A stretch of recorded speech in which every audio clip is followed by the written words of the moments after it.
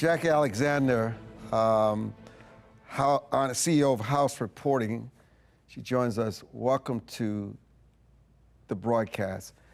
You know, I found it a little shocking that Netanyahu had the gall to launch an attack on Qatar. And in the aftermath of all that, it was clearly stated that he had a conversation with President Trump just before, and that the president was aware of the attack.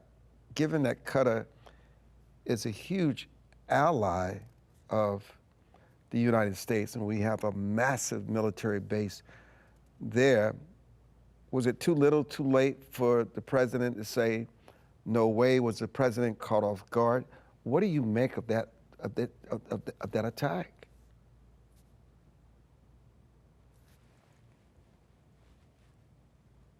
Thank you so much for having me.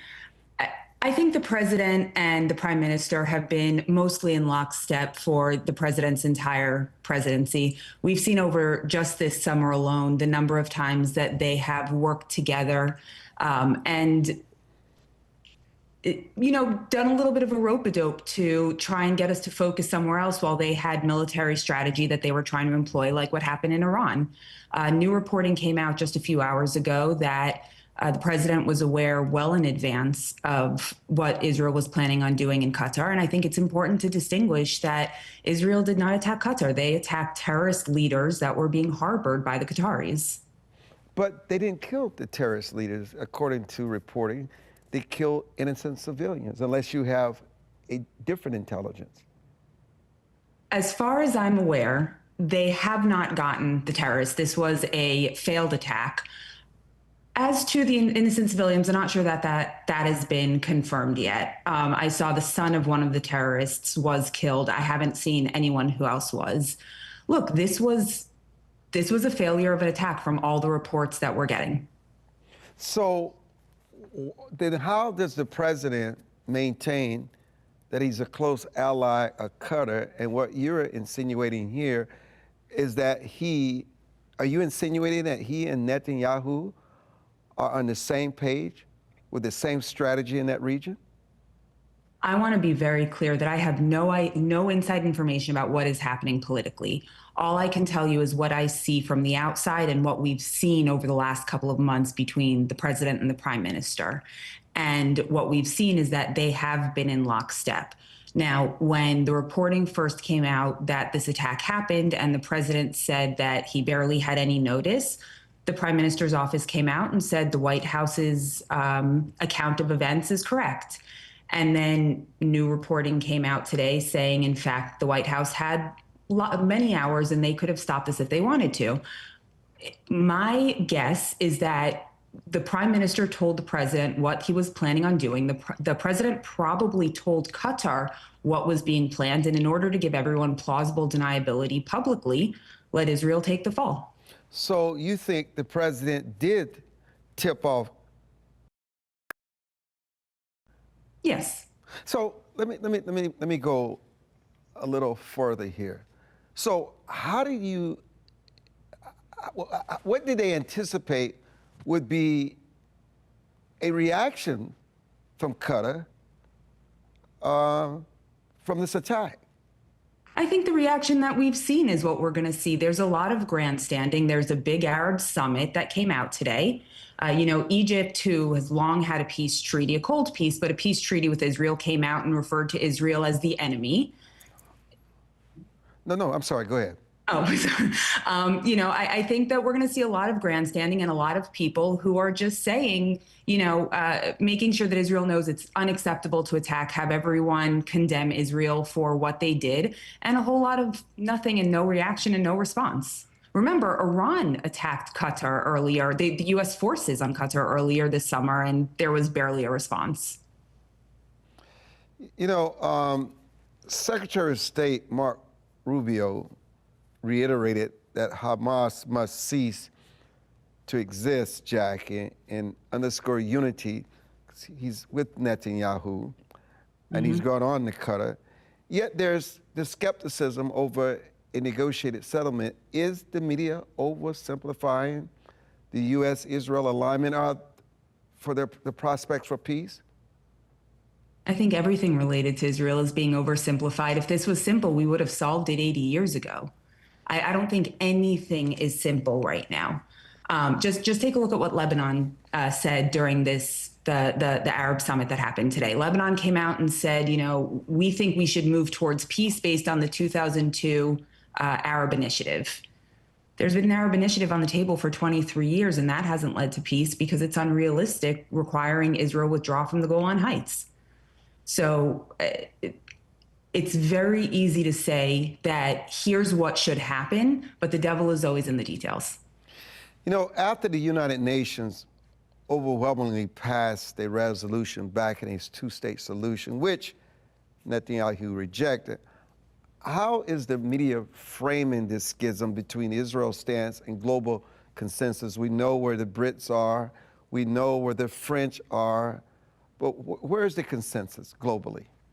The global consensus has been historically that Israel is the barrier to peace. And the last 15 years, and especially the last 2 years, hasn't helped that at all. Israel is a barrier to peace. It doesn't matter what Israel offers to the Palestinians, it's never enough. Even President Clinton came out recently and said that the Palestinians were given everything at Camp David and they couldn't accept it. It was 96% of the West Bank, East Jerusalem as their capital. They could choose the 4% of the land swap that would go back between the Israelis, 100% of Gaza Strip. And yet, historically, it has been that Israel is the barrier to peace. And I don't think anything has changed with respect to the media. I mean, you look at, again, the events of this summer. For the last 2 years, Iran has been funding Hamas, Hezbollah, and the Houthis, all of whom are attacking Israel. And yet when Israel goes to respond, Israel is escalating matters. So, Jackie, in your observation, what do you feel is Israel's ultimate goal? And does that necessarily align with its fiercest ally, the United States? And is there a breaking point where the president of the United States will just say, that's a line in the sand you cannot cross?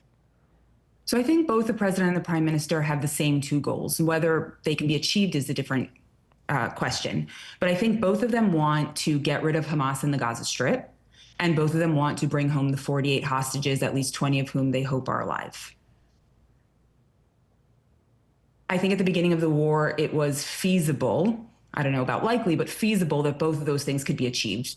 As we get close to the second anniversary of October 7th, I don't know that they will be able to achieve both of those things. I think at some point they're going to have to choose between the two of them.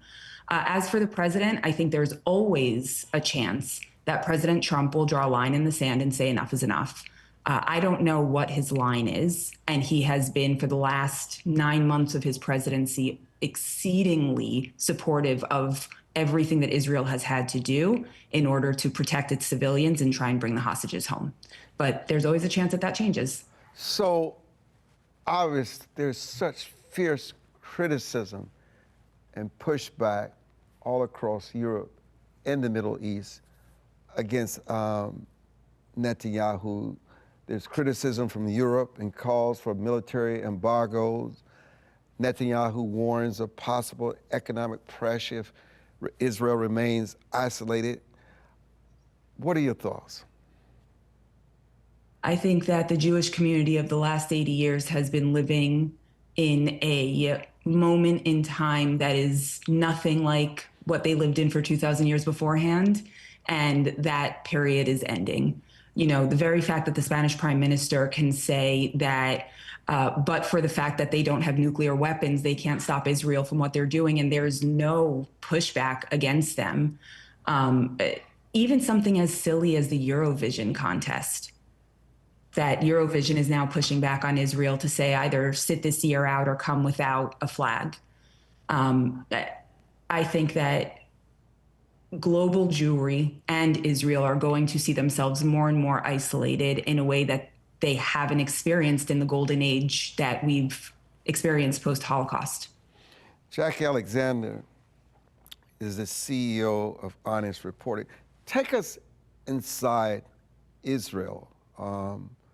with the people and how they feel about this escalating conflict and just the sirens that gone off, gone to bomb shelters, just the uncertainty.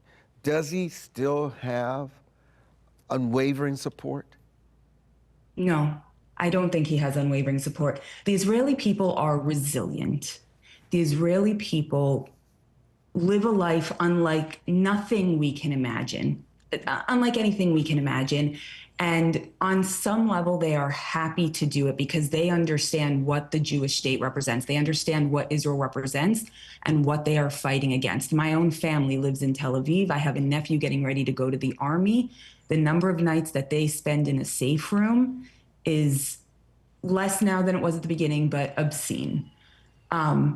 That being said, I think in order to sustain the state of Israel, the people are happy to do it, and also their patience is wavering. They don't see a priority being placed on bringing the hostages home. There was just a report yesterday that the president confirmed today that the hostages are, or at least some of them are now above ground and being used by Hamas as human shields. And whereas in most countries, the military defends or protects the people, because this is an army of 18, 19, 20-year-olds, the people feel compelled to protect their sons and daughters. They want to protect the army. And the people that are being held, some of them are babies. They're not. They're teenagers. They're early 20s, but they've been in captivity for 2 years, and enough is enough. At some point, I think that the Israeli people believe that they don't care what we have to do to bring those 48 home, the 20 that are still alive and the 48 that deserve good burials, and crush Hamas after the fact. But as long as we can save a single of those lives, we have to do it. You know, Jackie, Israel launched a ground operation to occupy Gaza City despite internal security advice warning of escalating humanitarian consequences.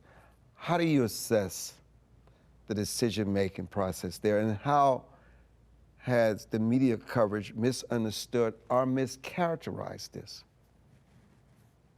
I think that there are a lot of competing narratives about what is going on right now. The prime minister has his own personal issues that are ongoing, and many people, whether it be Israelis or the media or Western powers, don't trust his decision-making anymore, and he is in conflict with his military leaders. That being said, he has made the decision to go into Gaza City, and it sounds like as of about 2 hours ago, there is an intense fight happening inside Gaza City, which, again, that's where the hostages are. That has really been protected throughout the entire war, whereas the rest of the Strip has been heavily impacted by the war. This area has not been. And I think that at some point, the people are going to hold the political leadership accountable, as they should, as happens in any democratic country, as to whether or not the political leadership is making the right democratic choices. I got to ask you one last question before I let you go, because I know I'm over my time. You know, Netanyahu has signed controversial West Bank settlement expansion plans and flatly ruled out of Palestinian state. How do global outlets report this position, and what are the larger implications for peace prospects, finally? So Honest Reporting doesn't support, defend any government, Israeli, American, European. We don't get involved in any of that. In terms of how it is going to impact peace, I think it's going to make things more complicated. I understand both sides of the argument. On some level, you've had 80 years of a lack of negotiation with the Palestinians. They've not been willing to make any concessions. They keep launching terrorist attacks, whether it's from the West Bank or from Gaza on October 7th. And from the right-wing perspective, that is historic Judea and Samaria that was given to the Jewish people by God in the Bible. And as long as the Palestinians aren't willing to make any sort of concessions, there's no reason why the Jews can't live there as well, just like 2 million Arabs live in Israel proper and are Israeli citizens. And also, I understand the other side that says every new house that is being built, every brick that is laid, is another barrier to peace. I truly believe that if the Palestinian leadership come in good faith to the Israelis and say, We want to change our education. We want to stop preaching hate. We want to have successful lives where we thrive that are not based on terror. Israel will do everything in its power to make peace, like it did with Egypt, like it did with Jordan. It will give up land. It will do what it needs to do while protecting security to live in peace. Jackie, Alexander, I look forward to continuing this conversation in the future. Fantastic having you on. Thank you for joining us.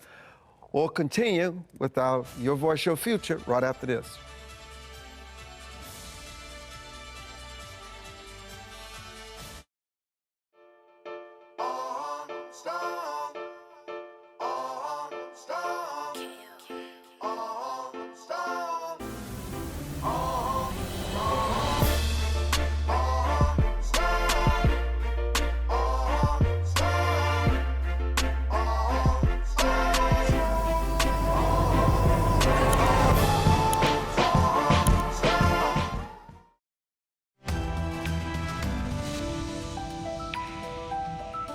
You know, Hayden Padgett is chairman of the Young Republican National Federation, and we welcome you to the broadcast. You know, Hayden, even for my worst enemy, I could never wish death upon them, harm to come to them. And when I was reading recently about the firefighter in New Orleans who stated on their IG account that the bullet that killed Charlie was a gift from God. And then you hear about Secret Service agents being fired or laid off. You hear about FBI agents, firefighters, law enforcement. I mean, it's one thing when you hear this vitriol from young people whose moral compass is still developing, but when you have officials, elected officials, legislatures spewing this kind of rhetoric, what does this say to you about our country? It says we're divided in a way we haven't seen for decades here. I mean, it's been a challenging time for the last 10 years or 12 years. We have a lot of culture wars going on. But I think what we've seen in the last couple of years has been an increase in people thinking that I can't debate these people. I can't have a conversation with them. They're not good people. They're not worthy of me treating them as individuals. And therefore, it's okay for me to go and hurt them, to silence them. I think that's the problem we're seeing right now. And my hope is that this event galvanizes people to understand that that's not true, and that we're all made in the image of God and we're all God's children, and we need to treat each other as such, even if we vehemently disagree with each other. Why can't people understand that Charlie, I mean, he was 31 years old. He was continuously evolving his ideology and his belief system. And why do we judge so harshly when we disagree with people? I'm certainly not the person today that I am when I was 31.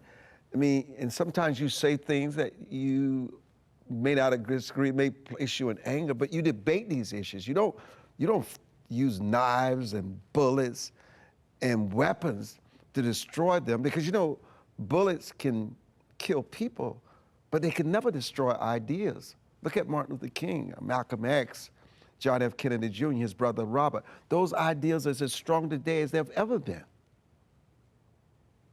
That's exactly right. And the thing that was amazing about Charlie was not that he was fighting for his own self or for some specific group. It was that he was fighting for ideas. He was arguing with people and trying to convince people of these ideas. And when he was killed, what he was being attacked for was his ideas. It wasn't him. It was actually the ideas he was supporting so effectively. And I believe those ideas are going to live past him, as you just said. Those don't die with one man. They are beyond one man, and those go beyond that. The thing that's going to be important going forward is to see how young people continue to lean into his example and learn by the example he taught on campuses, doing exactly what he was doing when he was killed, and espousing those ideas in a way that help people to think for themselves rather than just blindly taking what's told to them. You know, Hayden, where's the line between free speech, protest, an incitement to violence?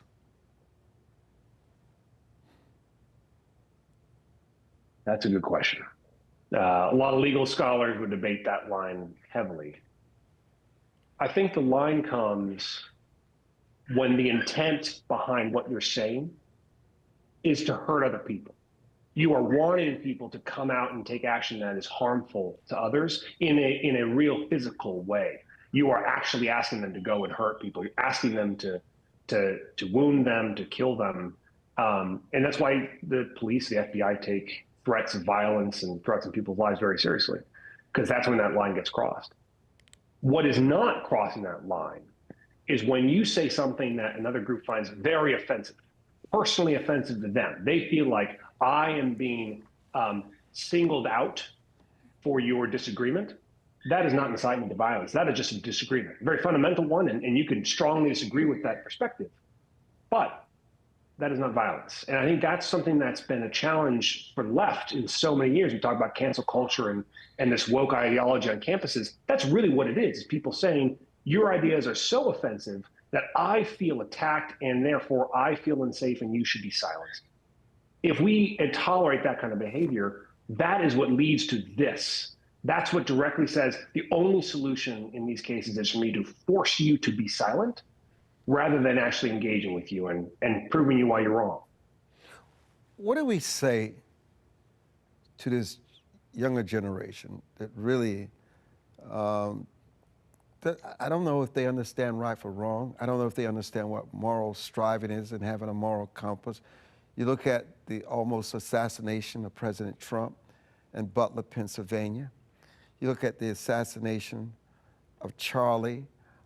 Even someone was just beheaded and they was taking their head, walking down the street with it. I mean, it's just insanity.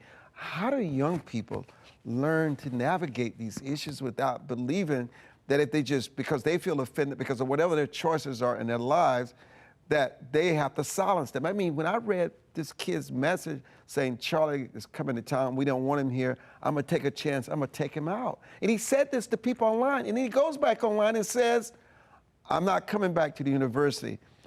I'm responsible for his death. I mean, and there's no outcry from that chat room? I mean, what are we missing here? Is this becoming normalized? Just like what happened with Medjioni, who took out the healthcare CEO and they're raising money for him, a GoFundMe, and then this guy who bludgeoned the woman to death in North Carolina, and they're raising money for him until GoFundMe said, I'm gonna shut you down and refund your $80-some thousand. What is happening? Yeah, or the state legislator, Democrat state legislature in Minnesota, who was killed just because she took a vote that somebody didn't like. She and her husband. Exactly, and her husband, and somebody else, they tried to kill someone else too. When good men are silent, and women, good men and women are silent in public squares, be that virtual or in person, bad men do worse things. And I think that's why I'm on your show. That's why I've been trying to do what I can the last 5 days to speak out and help conservatives understand that the response here is not to shell up and get afraid of being attacked or put our guard up and try to defend ourselves and say, if you come after me, I'm going to come back harder. The response is actually to lean in more, do more of what Charlie was doing, to show that it is unacceptable to be violent in response to speech. It is unacceptable to defeat your opponents physically rather than mentally and conversationally. I can't control what liberals do. I can't influence them. I can't tell them how they should respond here. I can do that with my own side, and that's what I'm trying to do with young Republicans, with other conservatives, particularly those who were influenced by Charlie Kirk personally as they're in college. All these vigils you're seeing, this is the start of them engaging in a much bigger way than they were before and making it really clear in physical and virtual audiences that it is not okay to even joke about this kind of violence, because that's actually in America, that's the way that we become a third world country in many ways. Hayden, what would you want this audience to know about Charlie? Charlie was uniquely gifted at reaching his peers and generations that came after. He and I were basically the same age. Our wives are the same age, our kids are the same age. And yet he could connect with folks really effectively and consistently. And the way he was able to do that was not because he had some grand, clever strategy or he like used social media in the best way.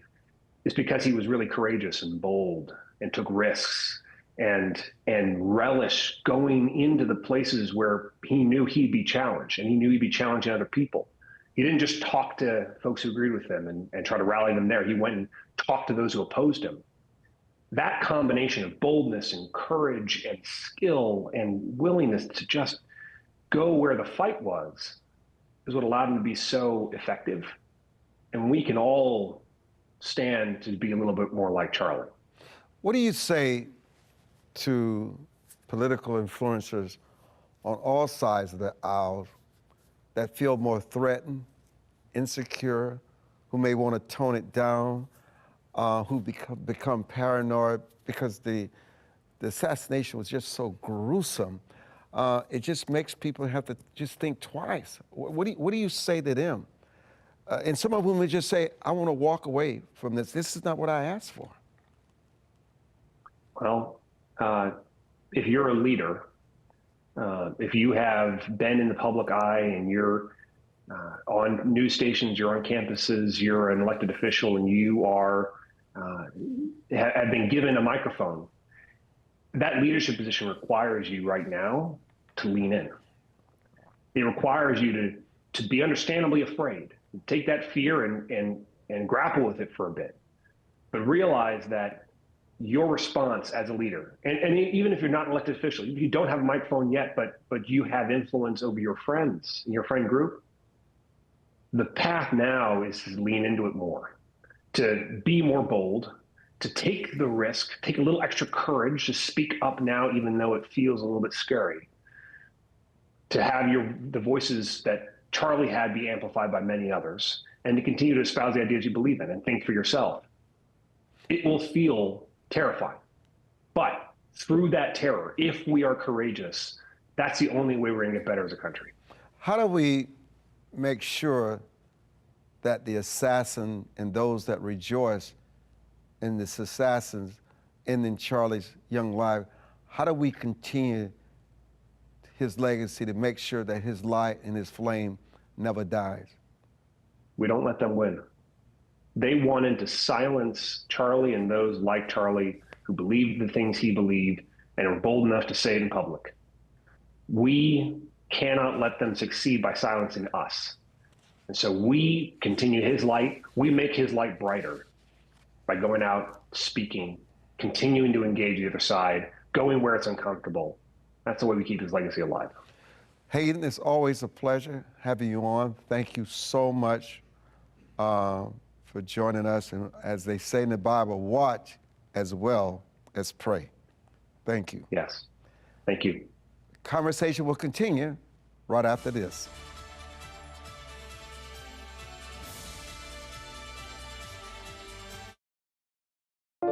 It is easier to build up strong children than to try and repair broken men.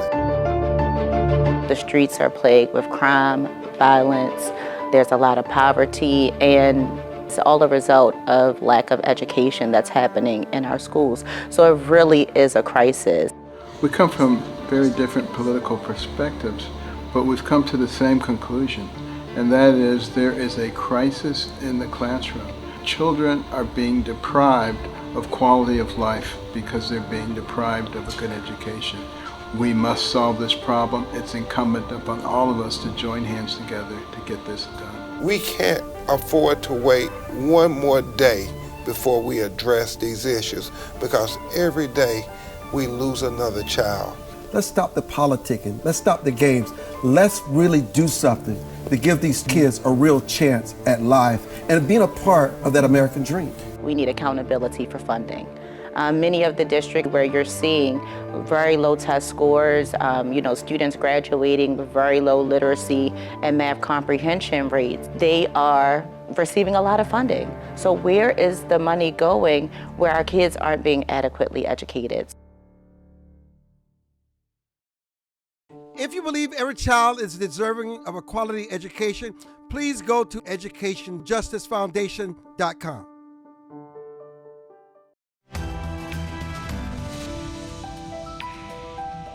Now, John Klar is an attorney and a contributor to the MAHA report, but he's also a farmer.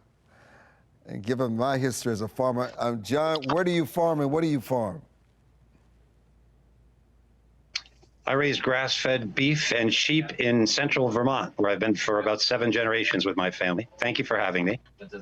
It's our pleasure. I'm at a MAHA event right now, so I apologize. I'm behind the coat room. Yeah, it's okay. We have to take what we have. You know, for viewers unfamiliar with what exactly is the MAHA Commission and what does it aim to achieve, can you explain it? Sure, it is a bipartisan effort to improve the health of Americans, and not limited simply to pharmaceuticals, but to healthier food, better food guidelines, better education, an improved SNAP program, more support for our local farmers and Whole Foods, and I could go on. It's but that's who we work for. Why do you believe the commission has generated both excitement and adversaries?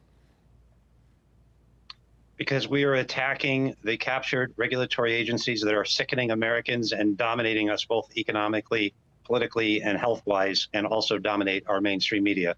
They hate Bobby Kennedy. They hated Charlie Kirk. They hate anybody who works with us. No, hate is a strong word, John. Yes, sir. I'm a pastor. I don't use it lightly.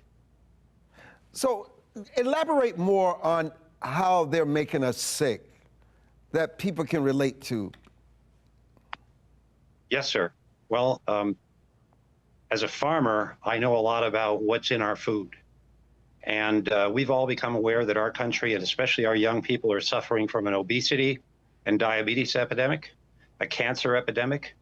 Last week, I was down here in DC petitioning Congress not to enact a pesticide liability immunity provision that's been snuck into a House Appropriations bill, which would ban Americans from suing even where they could prove that their illness had been caused by certain chemicals. And it is not limited to pesticides. It would apply to household products from ant poison to cleaning products, all the way down to atrazine, which is an endocrine disruptor, paraquat, and other chemicals that are sold to us from China where they are banned, but they are used here. And so this has had a huge toll on our young people. That's what Bobby Kennedy was saying when he ran for president, when he joined Donald Trump. And the studies were there to show this long before either of them came into power. And some of us have been fighting this for 20 years. So all we really want to do, we don't want to close down all the agriculture. We just want to support small farms and help consumers be more aware and make informed choices. And that is the cure. Food as cure to these diseases is to help young people exercise more, avoid screen time, and eat healthier foods. And in our lunch programs and for our SNAP beneficiaries, we can do that. You know, you're also a writer, and your recent article refers to a Kennedy witch hunt. Explain your meaning of that witch hunt. How does it play out?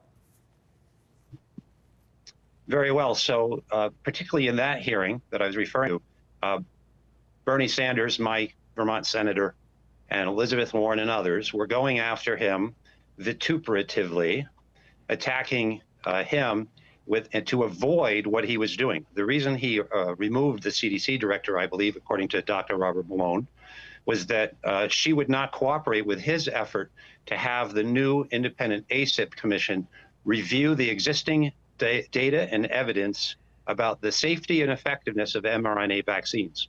And that's what that fight is really about. And he didn't say people couldn't get them anymore, as came out in that committee meeting. He just removed it as a recommendation for healthy children. And for those that still need them or consult with their physicians who they trust more than these regulatory agencies, they can still get those vaccines, the mRNA vaccines, and he is not opposing any other vaccines, and he said he won't. So the witch hunt was the fact that they attacked him so persistently, whereas, and really unjustifiably, it was subterfuge to distract away from how close he's getting to pulling back the camera or the curtain on what's really been going on with these vaccines. How has, John, Bobby Kennedy's involvement fueled this political backlash? And do you believe that the media knowingly play a role in this? Because you said some things are just excluded. So to paint a certain picture of Bobby and what he's doing, whether it's the vaccines, whether it's the food additives, whether it's finding the board that is in conflict because they have conflicts of interest. What role does the media play in this? And also scientists and other physicians that are not only, they don't serve the best interests of the public, they serve the best interests of those lobbyists and hospitals and big pharma that pays them. Well, you asked tough questions, and that one's a compound. That's a couple of questions. I'll see if I can respond. There are huge lobbying groups. One of those groups you may be intending to reference is the American Association of Pediatricians. They receive huge money from the pharmaceutical industry. There are other powerful interests. Clearly, our mainstream media are attacking the very message of making America healthy again. And when Bobby Kennedy joined Donald Trump and Donald Trump embraced that message, I said, well, who could be against making America healthy again? Well, we see who. And we are trying to forge, believe it or not, a bipartisan effort. A lot of the people I work with, I'm a Republican, but a lot of, probably most of the people I work with in the MAHA Action Organization and the MAHA report are Democrats or former Democrats. It should not matter. And if we cannot come together on healthier food in our children's lunches and to support our local farmers, I don't think our nation has any hope on any other issue. And that's why I called it a witch hunt, and I say it's hateful in the sense that they hate the idea that we would take away their control and reveal what's being done to Americans. And that's why they're fighting for money. They're fighting for market control, and they're fighting for power. Why does MAHA, John, emphasize food reform as central to public health policy? Because aside from the additional aspect of exercise, it is the single biggest thing we can do to improve people's health, reduce healthcare costs. We can literally conquer stage 2 diabetes with improved diets. We've proved this now. This is commonly known. And so as a farmer, I know this. I eat 5 eggs every day from my chickens, organic, and it has helped me conquer my own illness struggles. And so it's not a cure-all for everything, but you know, one way we could stop our sickness epidemic is to stop making ourselves sick. My wife's and friend, probably 80% of our illness is self-inflicted, and we don't need Ozempic and Wegovy and other more pharmaceuticals to reverse the effects of drugs or foods that are designed like drugs to shut off our natural body's natural mechanisms to tell us when we're hungry, and then turn it back up, or tell we're yeah, exactly, to continue eating when we're full. But you're not recommending that people stop taking them, are you? No, if people want to do that, but you know, Gen Z and a lot of young people are saying if they could use a lifestyle choice instead of taking a drug that's not fully tested yet, that they want to do that. And I think we want to support people whatever else they do. I'm a recovery coach. I help people that are in addiction recovery. If they want to take medically assisted treatments like Suboxone, I don't tell them not to. And if they want to quit the Suboxone, I don't tell them not to. And that's comparable to Ozempic and Wegovy. But recommending that for young children, and when we could be revising our food pyramid and helping people through education in the SNAP program and other beneficiaries for our most vulnerable. And we can do this, again, whether we're conservatives or liberals, shouldn't matter. And then if people still want, we're not talking about taking those drugs away, but reducing their need by helping educate people more about how much control they have over their own outcome. And if they realize that they have the individual opportunity as well as responsibility, maybe fewer people would use those drugs and their potential side effects. You know, I have not taken any kind of medicine in probably 35 years. I just consider myself very fortunate there. And I do know that some people ask, how is the soil health connected to human health and national security. I'm also a farm. We also have a cattle farm.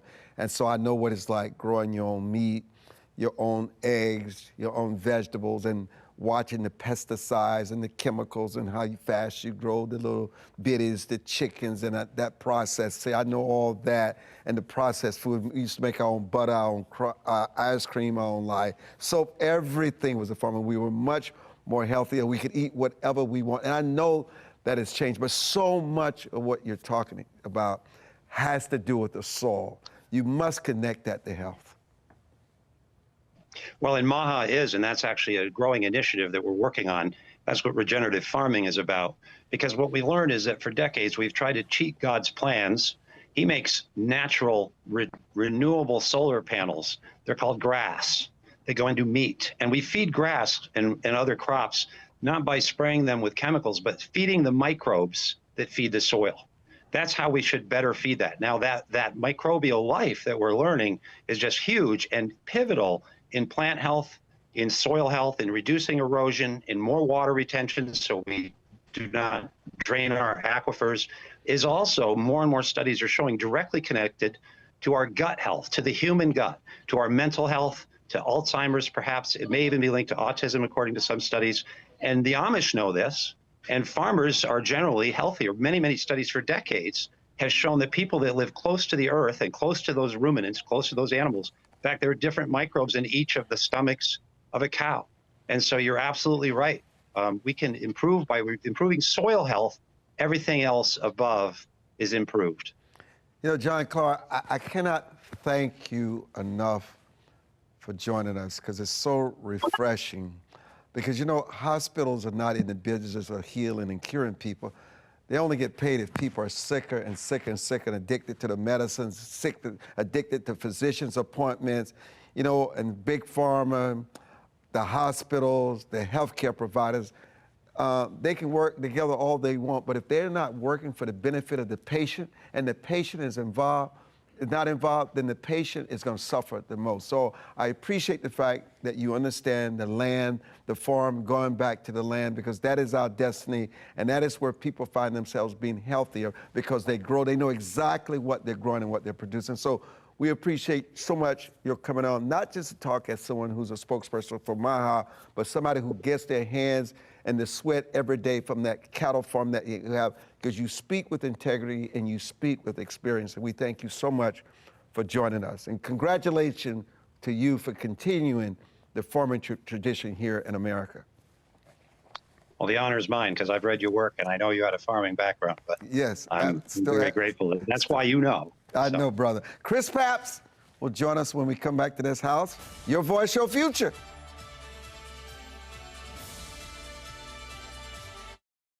As a home buyer, you need a lender who cares about your home ownership dreams.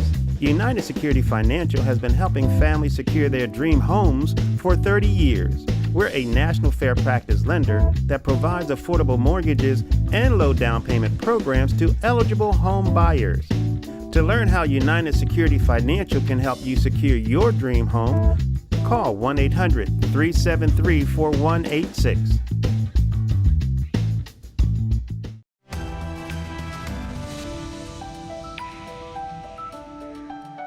Chris Papst, welcome to our broadcast house.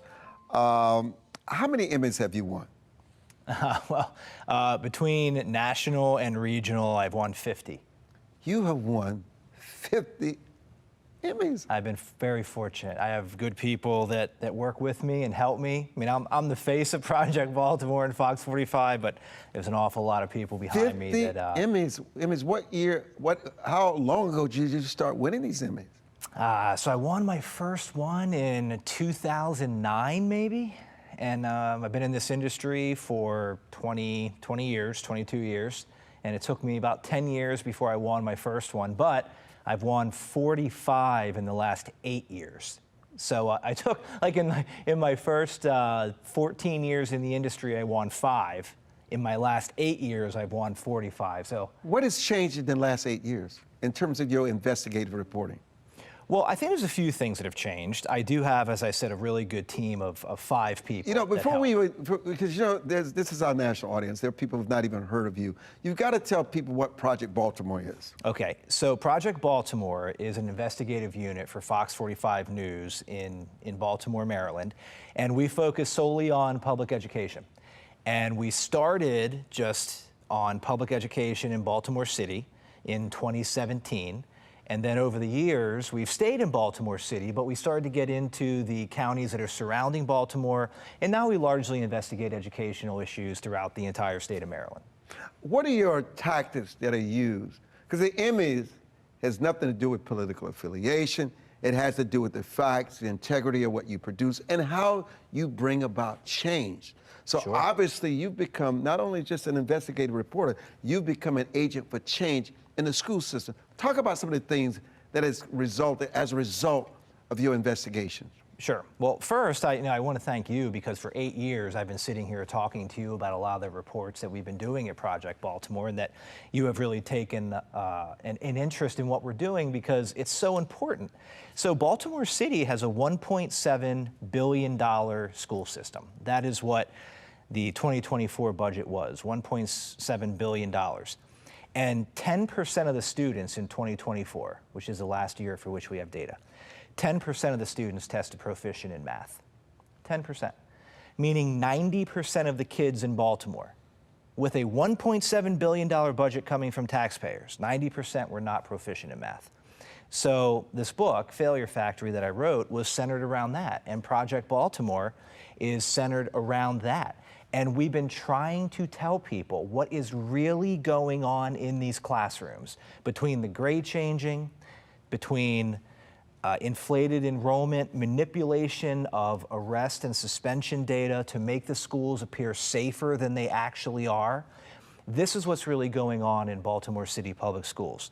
Now, you talk about graduation rates, right? Graduation rate in Baltimore City in 2024 was 71%. The math proficiencies are 10%. How do you have 10% of kids in a school system that are proficient in math, but the graduation rate is 71%?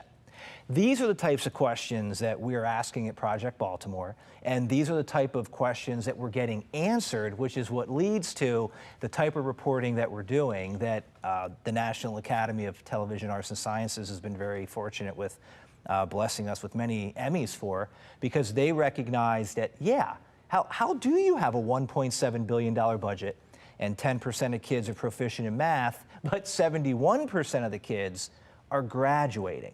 And these kids are graduating without the skills, without the proficiencies to really be able to take care of their families, take care of themselves.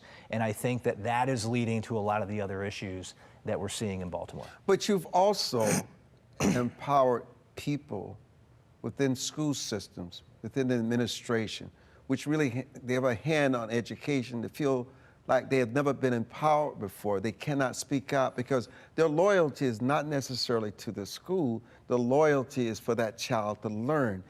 And because you've earned that trust with them, they're able, because you're no better than people who are willing to become sources, to tell you the truth, gain you access, give you documents, and tell you things that are going on in the system. Absolutely. Yeah, so people need to tell us where to look.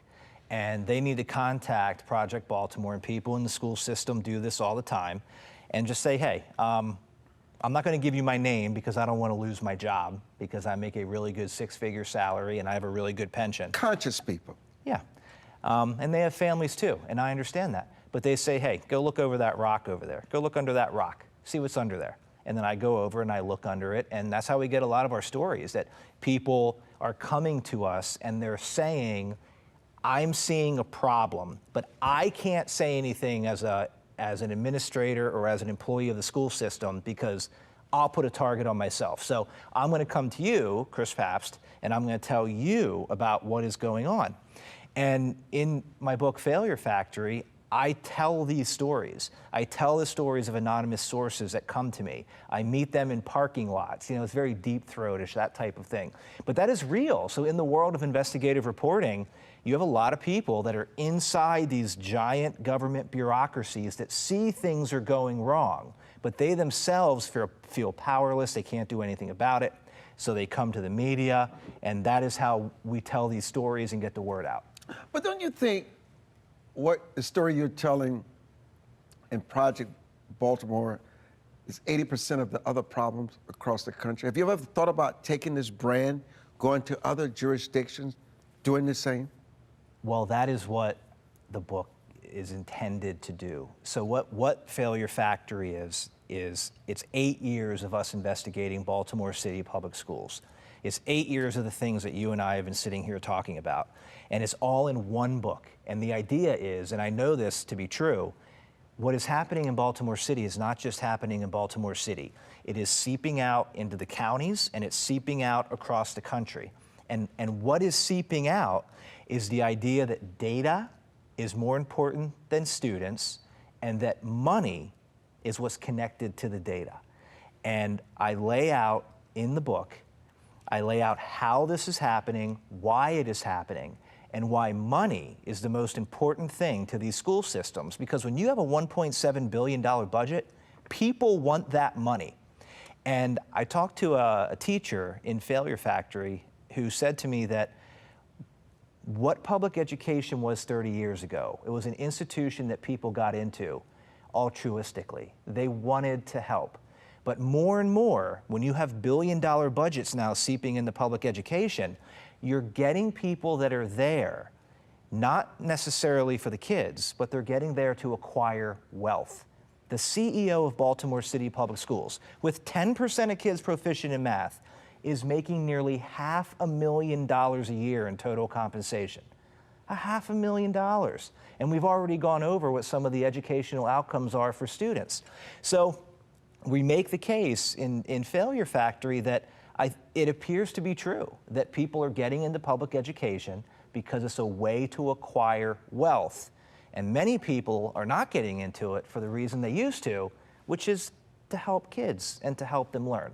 Now, many people still do. I'm not saying this is everybody, but I think a growing number of people that are getting into public education see it as a way to get a healthy six-figure salary, not work 12 months a year, because they get their summers off, many of them do, and get all of your holidays and weekends and mornings off.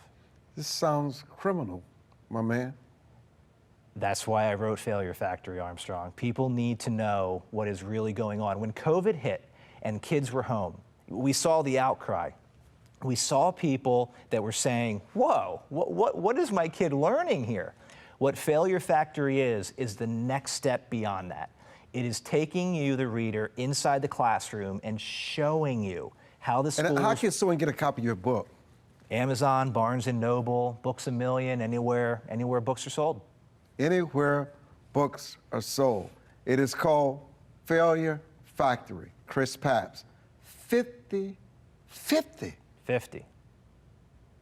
It's incredible. Emmys. Yep. Amazing. Thank you for joining us for this edition of Your Voice, Your Future. I'm Armstrong Williams.